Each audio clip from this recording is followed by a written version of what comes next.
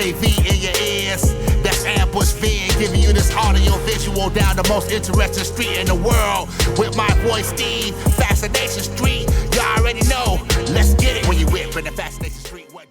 Hey, this is Paul Feig, and you're listening to Fascination Street Podcast. This podcast is always good, never evil. Yeah, AV in your ears, that's Ambush Vid, giving you this audio visual down the most interesting street in the world. With my voice, Steve, Fascination Street, you already know. Let's get it when you whip in the Fascination Street. Welcome back, Streetwalkers. This episode is with J.R. Stokes. J.R. is the filmmaker behind the new film Edge X. This film is available for free on YouTube. It is age restricted, so you must have a YouTube account, which probably most of you listening do anyway. In this episode, we talked to JR about why he decided to become a filmmaker at a very young age. He made this movie fresh out of high school. And we talk about why he decided on this particular subject matter. It is very dark. As I mentioned, it's age restricted, so that means that it has some adult overtones and themes. So we talk about some of those themes and why he decided to make a film in that sort of genre. We also talk about some of the journey from making short films and what are called Machinimas, which he explains, to finally making his first debut film. I say finally because he made a bunch of things before this. This is his first film, and he is not far removed from high school. So we talk a lot about that. We talk a little bit about the filming process and some of the equipment he used, but mostly we talk about the story itself, thematically, and why so dark, and what he really wanted people to get from this movie. Again, the film is called Edge X. You can watch it for free on YouTube as long as you are an adult. I think JR has a bright future in front of him, and I can't wait to see what he does next. This is my conversation with the filmmaker behind Edge X, J.R. Stokes. Prepare to be fascinated. Prepare to be fascinated. Prepare to be fascinated.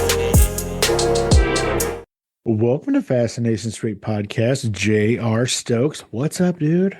What's going on? Thank you for having me. 100% my pleasure, ladies and gentlemen. This is J.R. Stokes. This dude is on the precipice of making some heads turn. He's got the goods. We're going to talk about his film career. You heard me. You can't see JR, but him is just a little baby. So we're going to talk about some of the things he's working on and some of the things he has done in the past, but we're really going to focus on his new feature film called Edge X. But we're going to get to that later. JR, what I like to do is I like to start from the beginning. It helps us understand how the guests got from where they were to where they are. So where were you born and raised, man? Where'd you grow up? Well, I was born in Staten Island, New York, but if you say that to anyone in New York, they'll probably make fun of you. So I was actually raised, and I'm currently residing in the Long Island area of New York, which is just outside of the 5 boroughs. I heard that you guys make some pretty cool iced tea over there. Is that true? Oh, you're not old enough to know about that. I think that's true. We also make some good bagels and some pretty good pizza, too. Please take this in the spirit in which it is intended, which is all love. But the best pizza that I had in New York was in New Jersey.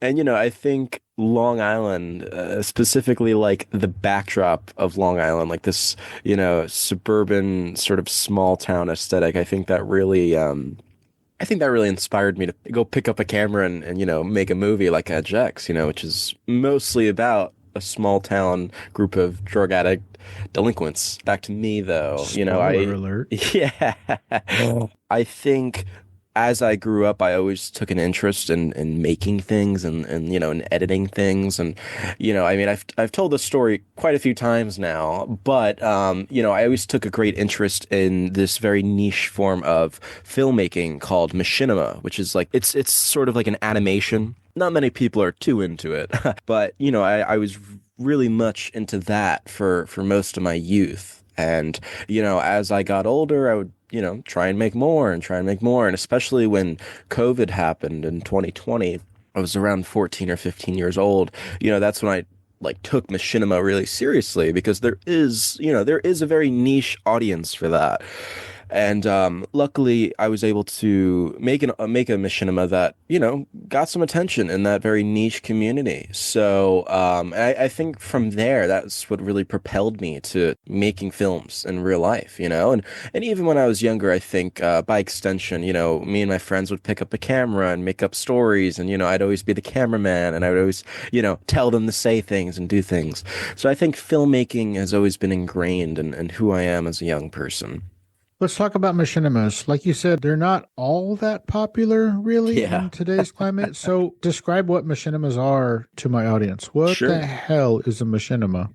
It's a film, right? A film can really be anything, but a machinima specifically is a film made with the engine of a video game, and then you like modify that engine, and you can create scenes, and thus you can tell a story, and you hire voice actors, and you're essentially making an animation. It's essentially what it is, a 3D animation. And the engine that we were using was the popular video game Grand Theft Auto 5. That's a crime-based, video game and stuff. And so we were able to make some machinimas that, people could sit back and watch and kind of not have to think about the fact that it's animated. That I think that was the goal. And I think as I got better with that, and I eventually moved to my computer, which allowed me to modify that engine more and make things look better. I think that really allowed me to practice my craft, right? Practice editing, practice cinematography, practice lighting, which is something that I've been lucky enough to receive a lot of positive feedback on, is lighting. And I really learned how to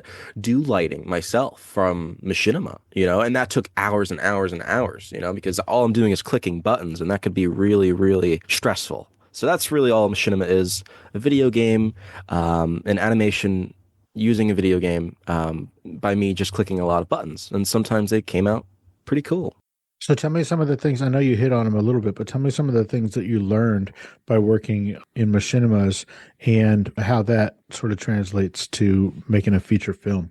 Yeah, so I think one of the biggest things I learned from working on a machinima is collaboration. So, on a machinima, I had a few friends that would help modify the other characters, if that makes sense. And then also I obviously had to recruit voice actors, and I had to deal with voice actors. The difference between voice acting and regular acting, I think, especially with voice acting, you have to be very, very, very specific. You have to be even more specific than you would be with real life actors. And I like to think that, when I'm dealing with my real life actors, I'm not as specific, because to me that's a completely different art form. But I really learned how to work with personalities and collaborate with others, and just get a feel for what it means to make a movie without the fear of wow, we're making a movie. So I think machinima was a nice small scale way of making a film. Gotcha. So one of the actors in this film that we're going to talk about in a second. Yeah. Again, the film is called Edge X. One of the actors is a guy named Brandon. What's Brandon's last name? Brandon. Is it not Brandon? Is he only music? Is he not in the movie? We have a crew member named Brandon. Oh, well, then I'm stupid. You might be thinking of Randy. Who's the guy you've been best friends with since fourth grade? Brandon. Yes, Brandon. Is he not in this film? He makes a very tiny cameo, but for the most part, he was behind the scenes. Oh, okay. My bad. I'm so sorry. Yeah, that's okay. Okay, well, let's talk about filmmaking. You've been, I guess, interested and or participating in filmmaking since elementary school. Like, what? Yeah. How? How? Speaking of Brandon, who is someone that I go back to fourth grade with, we would just pick up a camera and just make up a story along the way. We'd cut the camera and say, okay, now your character is going to do this. Now you're going to do this, and we would film that and we'd put it all together. And it came out pretty terrible, but, for little kids, I think that was like, to us, we were like, wow, we're doing something, we're using our imagination. I think we were very much imagination-driven children. And obviously, Brandon has been with me since now my first live action film, and he was with me throughout all the machinimas and stuff. And so I think being able to make things at a young age, I think that was really crucial to where I am now and where I want to be in the future. Got you. We're going to jump around a little bit. Sure. This is your first feature film. Yes, sir. Before this film, you made a few shorts, particularly Headstone of Solitude. Yeah. I think you might have even been doing this at the same time that you were developing EdgeX. Yeah. Tell me about why you decided to make short films and why specifically Headstone of Solitude. Well, I think since Headstone of Solitude, I think I've grown outspoken of like doing short films. I think I just don't have an interest in pursuing short films anymore. Why? Well, I think now having had the privilege to make a feature-length story, I just don't want to. I feel like that would be a regression to go back and make a short film. You know, I want to tell stories that people can sit down for 2 hours and sympathize and understand characters. And I think that could be very difficult, you know, in a 20-minute, 30-minute, 15-minute timeline, you know, and especially for me, I just don't want to have to confine myself to that. Now, how I started making short films and why I made Headstone of Solitude, which is very, I guess, different from what EdgeX is. Number one, I was in high school at the time of Headstone of Solitude, which was my previous project, which was my first attempt at trying to make something. During high school, a 30-minute short film was really all that time would permit. But towards the end of Headstone of Solitude, you know, that is when I started to develop EdgeX. That was, you know, the first summer out of high school. And I was developing EdgeX alongside finishing Headstone of Solitude. And I think, you know, looking at Headstone of Solitude, I think it's much more of an amateur attempt at things. But I think I needed that project to go on to make something like EdgeX, which I feel is a more professional driven project. And I think Headstone of Solitude is very much different, right, in terms of like how experimental it is, and you know, it's certainly very like Lynchian in a way. And then I think EdgeX is more me. I think EdgeX takes more from my influences and what I want to pursue as a filmmaker. Got you. So the jump from short films to a feature film, how much harder was it, and was it what you expected? You know, I think because of the circumstances surrounding making my short film Headstone of Solitude, I think that was actually a little bit more difficult, mainly because also I was a one-man army on that movie. On EdgeX, we fortunately had people come in, you know, we had a cast and we had people behind the scenes, you know, we had a lot more people coming in to work on it and believe in it, you know. So I think while EdgeX was certainly a hurdle to get past, you know, making a movie is not easy. You know, making a movie shouldn't be hard because at the end of the day, you're just making a movie. I also think it's certainly not easy, you know, but fortunately I had a lot of help and I had a lot of great people working behind the scenes. And, you know, we had an incredible makeup artist, you know, Demi Pateris, and we had an incredible crew, and we had a lot of other great cast and crew that helped out. So I think just having help, having people that believe in it, I think that was the difference maker. Now, we don't normally talk ages on this show because sure, I think that's kind of gauche, but you mentioned that you started developing this kind of right at the tail end of high school or the beginning of not in high school anymore. Yeah. You're very young for a filmmaker. What are your plans as far as, are you going to go to film school? Are you going to go to college? Are you just going to get out there and try and make some more films or get in the industry without doing the educational route? What's the plan? What's the future for J.R. Stokes? You know, as much as I'd like to go to film school, I feel that the opportunity I have to just make my own films and tell my own stories and do so at a level and a quality that other people my age maybe just don't have the privilege to do right now. You know, I mean, I have such a great group of people and I'm so lucky to be surrounded by them, you know, people that believe in me and people that want to work on my movies, you know. So for me, I just want to make movies and I want to tell stories with these people and I want to tell stories that could try and move people, you know. And I feel like I made a nice leap forward with EdgeX, but I think there's a lot more work to be done. And as you mentioned, at a young age, I think it's important for me not to, you know, burn myself out. Like by 25, you know, I want to be making movies for the rest of my life. But, you know, filmmaking is not an easy career. And I think there's definitely a lot more work to be done. And I can only hope that I have the chance to tell more meaningful stories. Are you familiar with the filmmaker Kevin Smith? Yeah, Clerks. Yeah, Clerks. He's a New Jersey guy. Mm-hmm. He went to film school, but then he dropped out because he said it was kind of, he wasn't really learning what he wanted to learn there. Yeah. People ask him all the time, should I go to film school? And he says, whatever money you're going to spend on film school, use that money to go make a movie because you're going to learn more actually making a movie than you will in film school. Yeah. So there's a lot of people who are of the opinion, kind of like you said, maybe film school's not quite the right place. Maybe sort of just go out there and do it, and you'll learn and you'll meet people and develop there. I don't think that that's a bad path for you. Yeah. And I wish you all the luck. Thank you. You're welcome. Hey, Streetwalkers, here's a word from our sponsors. What's up, everybody? If you're listening to this, then it's your lucky day. Be sure to check out our entertainment-based podcast, Inside the Crazy Ant Farm, on all podcast platforms and YouTube, where each week we talk about the latest news that is going down in Hollywood. And on top of that, we also interview your favorite celebrity guests. Yes, that's right, we break them out of their shell and let them get a little crazy. It's all about having a good time on our show, so be sure to like and subscribe on all podcast platforms and YouTube at ITCAF Podcast, and on our YouTube channel, Crazy Ant Media.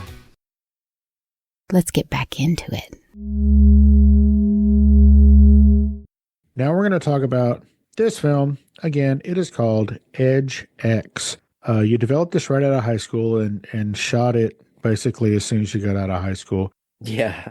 It is a very, very dark film, both in subject matter and in cinematography, which is what I want to talk about first. This film looks like you shot it on, I don't know, like a Canon R6 Smart II or something close to that. Yeah. Where did you get this kind of equipment, and are you just rich? Well, I'm certainly not rich, so I can dispel that right now. As far as my camera goes... Was it an R6 Smart II? Yes, it was. Yes. Oh, okay. My first ever camera was actually a Christmas gift a couple of years ago. That was the Canon M50 Mark II. That was like sort of my beginning transition from machinima, but I had begged my parents for this camera, and it took a few months for me to look at the camera, but then I started using it, and that's what I shot Headstone of Solitude on. So when it was time to make Edge X, my parents said, hey, listen, we will help you get this camera. We will help you. You still have to, put half of this in, but we will help you make that leap. So I was lucky enough to have my parents' help in getting a better camera. But we are certainly not rich. I'm fortunate enough to have parents that would put their last dollar into investing into what I believe in and what I want to pursue. With that said, though, as far as the rest of my equipment, I'm very frugal. So, I worked a shit ton of crappy retail jobs over the past couple of years, and I've been very good at being able to have a certain amount set aside for when I want to make a movie. So most of the equipment that we were able to use in Edge X was simply because I'm frugal and I was able to work, a shit ton of crappy retail jobs.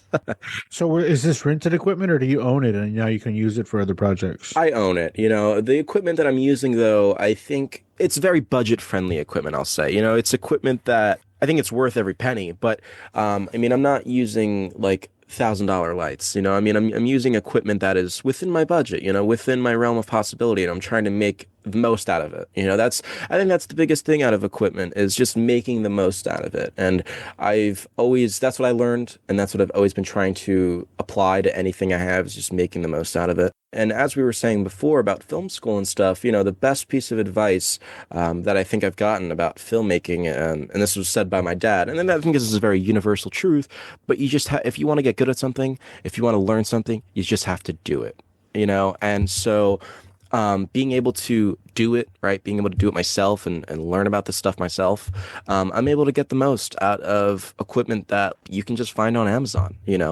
Sure. You mentioned your parents. Sure. A lot of parents have very specific ideas about what they want their kids to do or be when they grow up. Sure. It sounds like you have very supportive parents. Was this the plan, or did they have a plan for you? Did they want you to go be a doctor or a lawyer or an Indian chief? Or like what is their reaction to you being like, hey, you know what? I'm going to make movies. The hardest thing in America is what I want to do. That's a really good question, actually. So, I think as I grew up, I had a lot of different ambitions, as kids do, I wanted to be a basketball player, and, I wanted to be a UFC fighter, which is maybe not common for kids. But, I had a lot of different, ambitions, right? Youthful ambitions, and I think along those youthful ambitions, making machinimas and filming things, that was always in the background, and then as I got older, it started becoming more prevalent. And that was the thing that stuck throughout my entire life was making things, filming things. My parents were supportive of my Machinimas. They, we would sit down as a family and watch them, and whenever I dropped a trailer for my Machinima, we'd all sit down and watch it, and when we talk about it.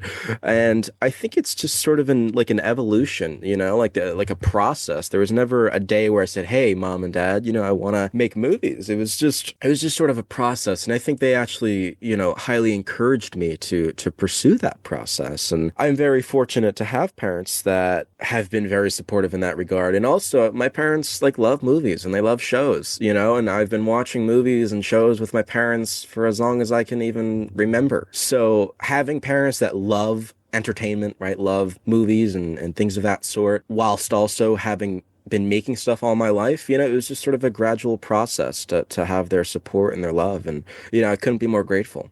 Like I said, it sounds like they're very supportive, and that's increasingly rare, I think. Yeah.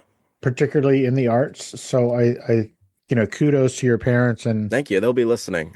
It sounds like you do appreciate them, and I hope that you continue to give them those props, because absolutely, that ain't easy. Now, JR, can you explain what is the subject matter of this particular film, Edge X, and why did you decide to make a film about it? I mean, this is your first film. Yeah. Why this subject matter? First, tell everybody what it's about, what the subject matter is, and then tell me why you chose this particular avenue.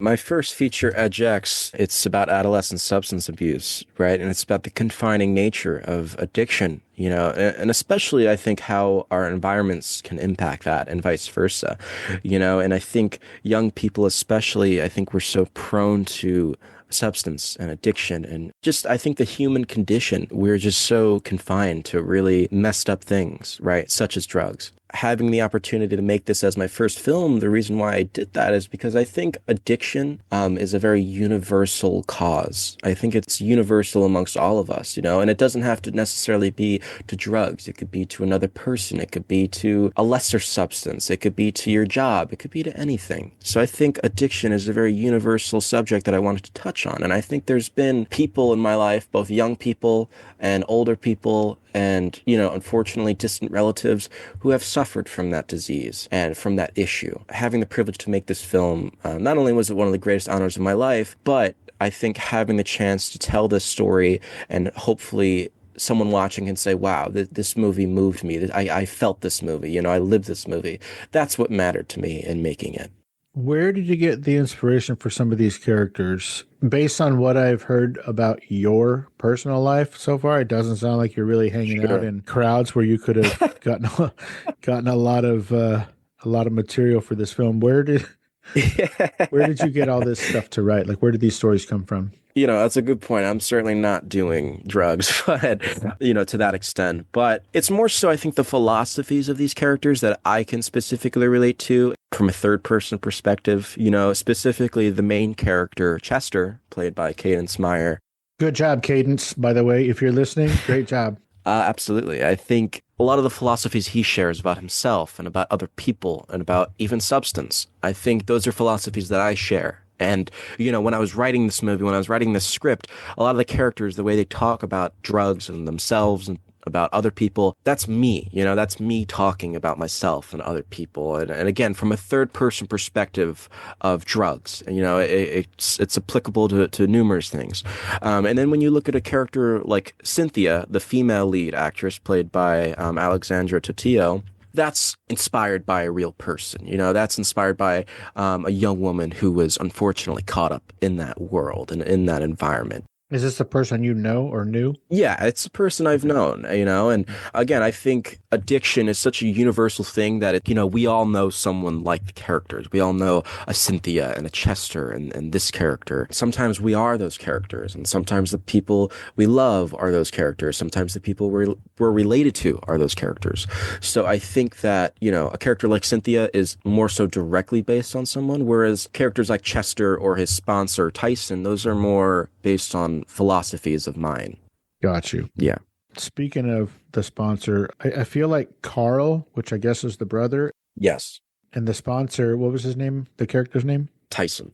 I feel like Carl and Tyson are pretty much the only the only good characters, like the only good people, the only good guys. It's sort of a redemption story for Chester, I think, but Yeah. it was just so hard to find a person in this film who wasn't kind of a piece of shit.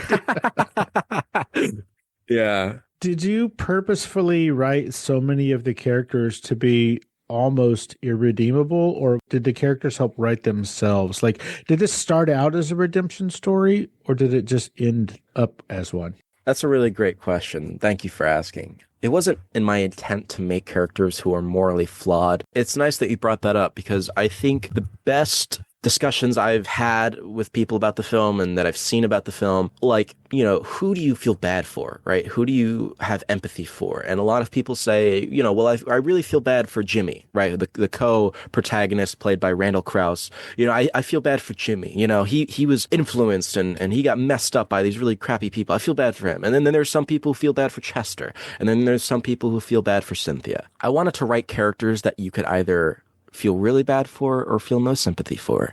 And I just want to also highlight people who are addicted to something, people who do drugs, people who have substance abuse problems. They are not bad people because of what they do, you know, and if that's someone's takeaway from watching the movie, then they didn't get the movie. However, with that said, we are allowed to criticize and recognize the negative implications of addiction, right? And the problems that come with that. The characters in the film, yeah, they do a lot of shitty things and they say shitty things and they have shitty intentions, but that's real. You know, people are kind of shitty. You know, it's really hard to find good people. And even then, I think you can make an argument that some of these people are good people inherently, but they've been messed up by life. They've been messed up by their environments, who they were raised by. You know, I mean, the second scene of the movie is Chester going to his dad's house, and his dad is obviously a little messed up, you know? I mean, the guy is disheveled, and he's just, you know, we see a glimpse of that. And I could only hope that people can sort of feel bad for some of these characters and recognize their stories and recognize that that's real. Having watched this film, I think that probably the saddest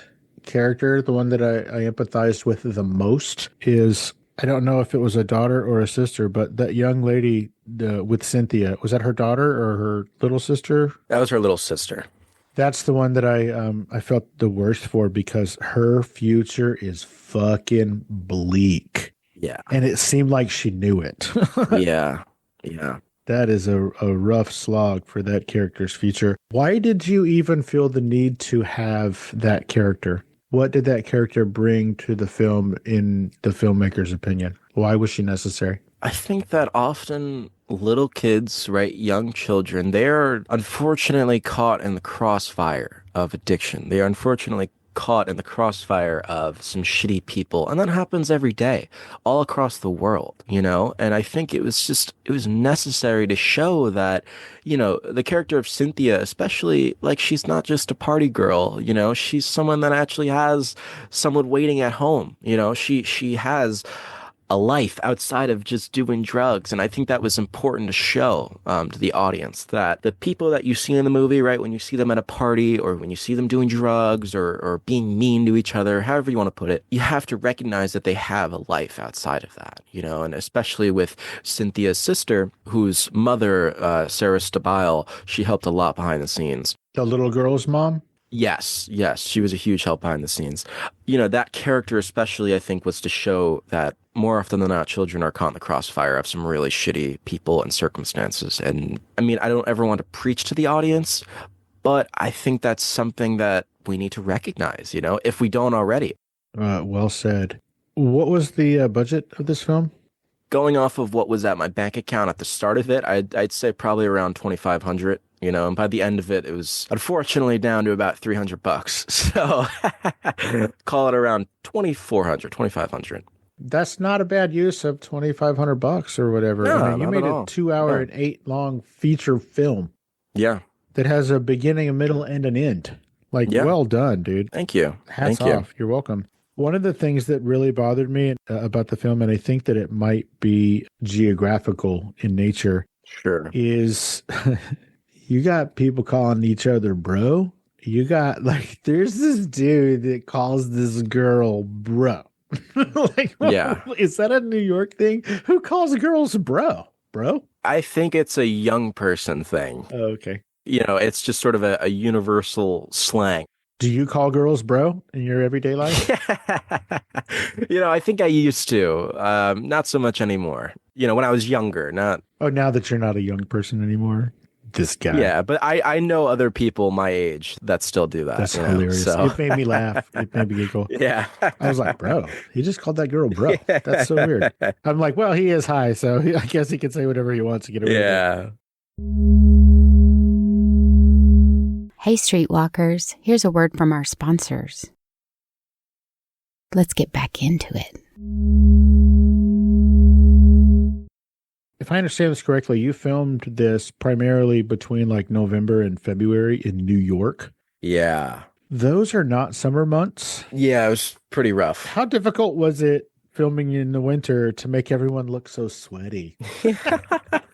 Well, all of that really is in credit to our phenomenal makeup artist, Demi Pateris. I mean, she was a soldier through and through. Not only did she do the makeup, but she would stay behind and help out with lights and, hold this or hold that and just, watch the actors, make sure they don't need to get their makeup reapplied. So our makeup artist, Demi Pateris, she absolutely made this film happen. She was incredible. And she's the reason why all the characters look so gross and sweaty all the time. They look fucking disgusting, by the way. Even though it was like 20 degrees out. But, going back to earlier, you asking me, what was the toughest part about making a feature, or this movie specifically, it was probably filming in the cold. It was a great experience. I think we all had a great experience making the movie. But if we look a little bit outside of that experience, we look at the weather we were in constantly, we were all like pretty annoyed at that, filming in like 20-degree weather was not always fun. It was difficult at times. Well, this is a weird question, but sure. You are your own autonomous being. You are not controlled by anybody who pulls your strings. Sure. Why the fuck did you make this in the winter? Why didn't you just wait till the spring or something? Like, what? Why? I think it was just the timing of everything, I mean, like I said, developing the film was my first summer out of high school. And then we started casting in that September, right? 2 months after I graduated high school. Then we started rehearsing it for a month and a half, October through the early November. And then we were shooting late November through December, through January and February. It was just the timing of everything. Everything, the saying the stars aligned perfectly, that was how Edge X felt. It just aligned perfectly. Again, everybody, this film is called Edge X. It is out everywhere. I watched it on YouTube. Is it available for everyone on YouTube? Unfortunately, it's age restricted, so you would need a YouTube account. However, I think most people nowadays have a YouTube account, so. Okay, so it is free on YouTube for the general masses? Absolutely. Why did you decide to put this movie out for free? Number one, it's my first movie, and I wouldn't expect anyone to pay, $5, $10, $3 to watch a 19-year-old's first movie, because I think going into it, a lot of people probably anticipated that it was, we were going to film it on a camcorder. So, ladies and gentlemen, what a camcorder used to be is, I'm sorry, go ahead. This dude said a camcorder. Yeah. There wasn't camcorders still being made when you were born. That's hilarious. I didn't think anyone would buy it. Number one, I didn't think anyone would pay to see it. And number two, I don't care to make 10 cents on the dollar for a movie. I prioritize people actually seeing the movie as opposed to people having to pay, $5 and then I only see like 10 cents of that. Because honestly, that's how indie streaming is. If you get it on Tubi or Amazon Prime, there's not much money to be made there anyway. So I didn't want people to have to pay for an experience that is just it's not necessary. I wanted people to see it. And luckily, people did see it. We have close to 30,000 views on YouTube, thankfully. And, I don't know how we somehow got into the YouTube algorithm considering we're age restricted, but that was such an incredible feeling, and it was an incredible risk that paid off because, that was a discussion we had before the film came out was, okay, do we want to put this on like Tubi or something? And I said like, hey, I want people to see this movie. I only anticipated 500 people, 1,000 people would probably see it, and then every day throughout November, the month of its release, it just kept going up and going up and going up, and my girlfriend, who's, my good luck charm, she was saying, hey, it's going to get more. It's going to get more tomorrow. And it did, and I'm very thankful for that. So I just wanted people to see it, have a nice accessibility to it. So you said you don't know how it got into the YouTube algorithm, but was there something specific that you did, or did you just throw it up and then it just kind of took on a life of its own? Like, was there any specific things that you did with marketing or with tagging or whatever that... Yeah. kind of caught this thing on fire? Because like you said, it's got close to 30,000 views, and I think it's only been out like 3 or 4 months, right? Yeah. We have an Instagram page, and I'm pretty good with like marketing and stuff and like putting things out there. At least I think I'm good at that. And we've had an Instagram page for over a year since we started like casting the movie. And I think the Instagram was really beneficial for getting people to come out to the premiere, which we were lucky enough to sell out. However, in terms of the online release, like I said, the first week of the movie being online, it got about what I predicted. It got about 1,000 views, I'd say, like close to 1,000. And that's what I thought. And then I thought it was going to stay like that, it was going to remain static for the rest of its, release. But, about a week later, it started going up like crazy. It would get like 200 views a day, then 300, then 400. And I was like, what is going on right now? So for those of you who don't know, YouTube has an app. It's called YouTube Studio, where you can check like the actual statistics and details of your YouTube video. So I went on there and we were getting recommended a lot under other films on YouTube, like fan films and, things of that sort. Like in the comments of those other films? Oh, like under the like recommended. Like when you watch a YouTube video and you see all the videos underneath, we were like underneath like a lot of different films. And I guess that's attributed to A, the fact that we were a film, and I explicitly put that in the title, I believe. And then B, I used a shit ton of hashtags in the description. If you go see, there's like 1 million hashtags, and that helps YouTube recognize, that this movie might be for people who are interested in those hashtags. So I think it's just a lot of luck and catching on to YouTube's algorithm, which, again, it's a miracle considering that the film is age restricted and you need a YouTube account to even watch it, which, again, I think most people have. So you mentioned the going to like YouTube Studio part of the app or whatever. That was able to tell you that it was being recommended, like it was in that specific area of the studio? Yeah, absolutely. Interesting. So you think it's just because of the hashtags and it just caught fire? Because, I mean, it's not like you were in control of it being recommended. That was a YouTube thing? I guess it was a YouTube thing. I mean, I had looked into like, okay, how could I get YouTube to recommend this? And all of my methods were... it was unavailable because the film was restricted. Like, you could, in all social media platforms have this, you could pay YouTube to put your film in like the recommended pages of other channels. But I tried doing that and we weren't recommended because the film was restricted. Like Google said, hey, you can't do this because the YouTube is restricted. So I just accepted that this movie is not going to get more than 500, 1,000 views, and that's okay, whatever.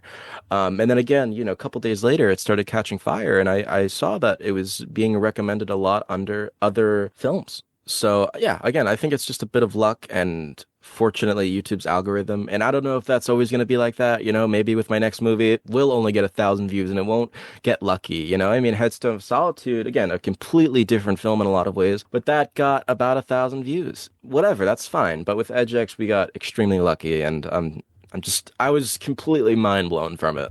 Well, to the moon, I hope. Yeah. Who is Mildred Alexander?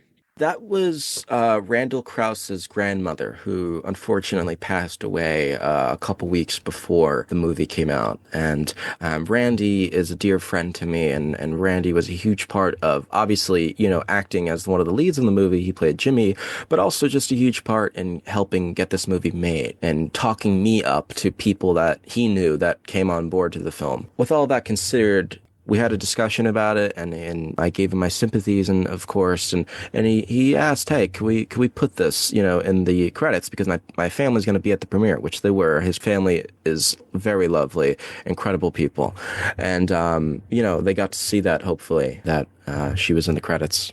So the reason I asked Streetwalkers is this film in the credits is dedicated to Mildred Alexander. And so I just had to ask. So thank you for telling me that. Yeah, of course. What is it that you want the audience to take away from this film? What message do you want them to talk about? I would say on the way home, but when it's over and they're watching it, like look over to their spouse or their friends or whatever. What is it that you want them to be talking about?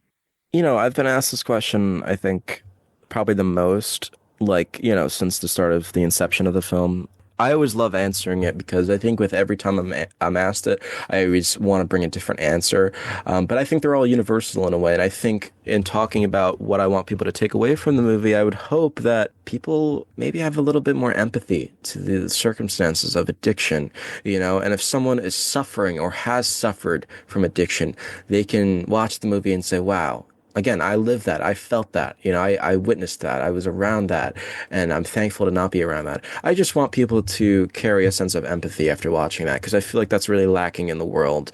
And I want people to maybe try and get an understanding of people who are struggling, because again, I think that's also a quality that's just severely lacking in the world right now.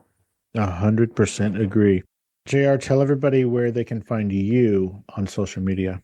So they can find me on Instagram at SidsCinematics, also the same on Facebook as well. SidsCinematics, SidsCinematics. EdgeX also has a Instagram as well, which is just EdgeX Film. And then EdgeX is also on Letterboxed, if you guys use that. It's a movie review app. And you can find it on IMDB as well if you want to review it on there. Nice. One more time, tell everybody how they can watch this film. Now, again, you have to have a registered YouTube account because it is age restricted, but is YouTube the only place you can find it? Yeah, unfortunately right now, yeah. And I think it'll probably remain that way. I think YouTube will be the only place you can watch it. But yeah, YouTube, you can find EdgeX on there, on my YouTube channel, which is the same as my Instagram, SidsCinematics. Okay. Is there a way to search particularly for this film? Like specifically, can you just hit EdgeX Film or movie? Yeah, I think you can just type in EdgeX Film or even just type in SidsCinematics and it should pop up, hopefully. Okay. What has been the response from the various film festivals that you have submitted to? We were only at like a few film festivals, luckily, and, the response was really overwhelmingly positive. Thankfully, of course. I mean, you don't ever want your movie to bomb at one of those. But, there was this one at our first screening event, I think it was more of like an artist collective as opposed to a film festival. But that was like the first public screening, and there were some people that were, emotional, and the owner of that collective, right, the organization, he just gave this really beautiful speech, talking about how he relates to the movie and his experience with that and stuff. I always tell this story, but afterwards as well, a young woman came up to me and she thanked me for making the movie, and she said, like, hey, do you need a hug? So, because I think people watch it and they're like, wow, this is really dark, which it is. So yeah, I'm very thankful to have had such a really positive response across the board, at the premiere and festivals and online. And I can only hope that people, continue to watch it and continue to dig it. From your lips to YouTube's ears. Yeah. Well, JR, as we're heading out here, is there anything that I didn't ask you or we didn't talk about specifically that you wanted to talk about today? Like, did we cover the big bits? Yeah, we covered all the big bits. You could check out Fascination Street Podcast wherever you can listen to a podcast. Yes, you can. All right, cool. Out of curiosity, how'd you find the show? How'd you find me? I believe our mutual friend, Cindy Mitch, was on here. She runs the Art is Alive Film Festival, and I actually was at her film festival. We were able to close opening night, and so I recall her posting about this podcast, the fact that she was on it, and I just figured to reach out, shoot my shot and say, hey, I made this movie. Love it. Well, yeah. Fantastic. Thank you for having me. Oh, absolutely. Cindy was a delight, to be sure. Yeah, and, Cindy's awesome. So were you, man. Thank you so much for reaching out. Thank you. Thank you so much. Well, J.R. Stokes, the filmmaker, the man behind EdgeX. Thank you so much for taking the time out of your busy day and your hectic running around New York and making films in the winter schedule to hang out and let us get to know you a little bit better on Fascination Street, man. I really appreciate it. Thank you so much, Steve. It was great talking to you. It was 100% my pleasure, and you have a great rest of your week. You too. All right. Bye, buddy. Take care.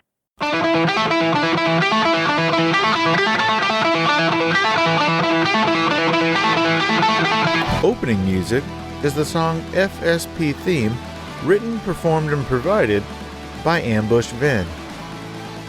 Closing music is from the song Say My Name off the 2021 album Underdog Anthems, used with permission from Jax Hollow.